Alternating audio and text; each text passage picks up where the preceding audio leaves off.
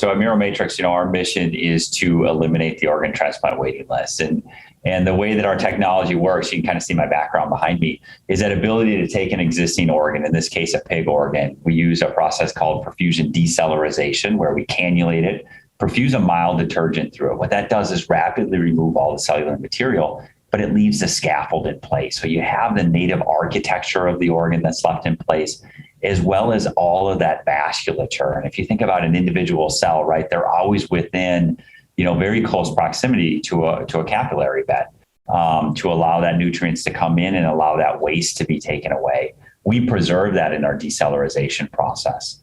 And then the second step of that is now to take human cells and then recellularize that organ, essentially making that what started out as a porcine organ into now a human organ that's built on that porcine scaffold. So, our end product doesn't have any animal cells remaining. The functionality that should be coming from that organ at that point should be all provided from the human cells that have been seeded within that matrix.